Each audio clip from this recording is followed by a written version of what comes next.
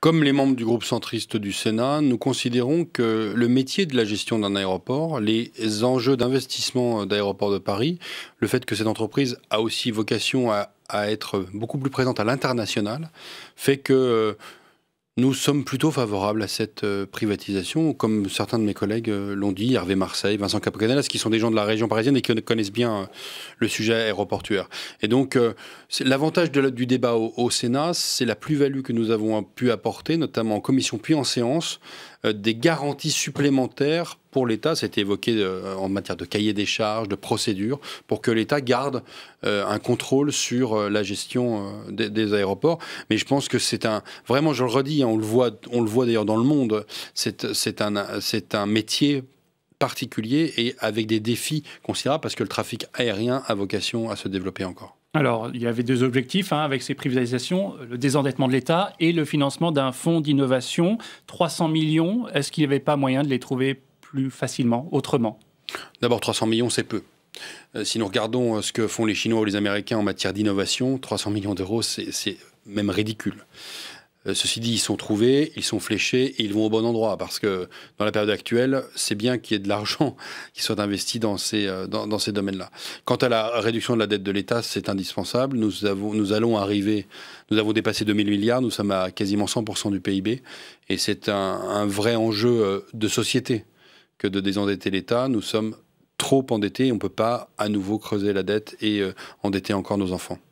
Vous parliez des garanties du Sénat. Bruno Le Maire a donné de nouvelles garanties cette semaine.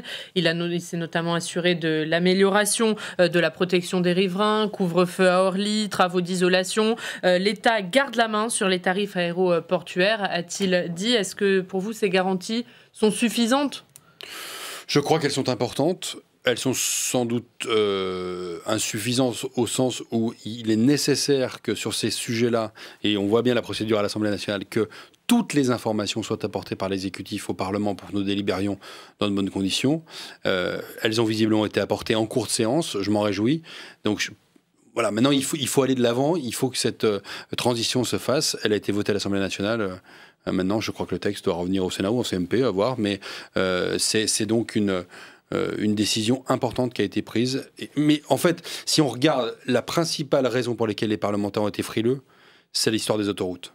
Les autoroutes ont créé chez les Français et chez les parlementaires des frustrations considérables avec le sentiment qu'on avait vendu les bijoux de famille et que des entreprises vraiment faisaient beaucoup d'argent sur quelque chose qui est d'ordre du patrimoine national. Là aussi, c'est ce que disent les parlementaires, qu'on vend un actif stratégique, qu'on vend un fleuron national. Vous, ça ne vous inquiète pas?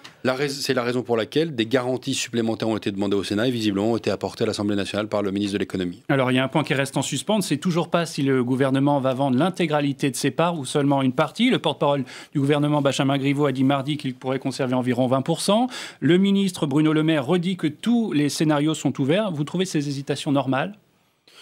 Ça fait partie des choses qui, dans le débat parlementaire, ne sont plus acceptables. On ne peut pas faire la navette parlementaire, aborder les sujets et avoir des éléments nouveaux qui arrivent pendant la séance. Et ça, c'est une plainte régulière que nous formulons à l'égard du gouvernement. L'information du Parlement pour voter la loi est quelque chose d'absolument essentiel. Sur la question de fond, moi, je pense essentiel que l'État garde des parts dans ce type d'entreprise, ne serait-ce que pour avoir une autre manière de s'exprimer au conseil d'administration avec la légitimité d'être au capital. Et je trouve ça important.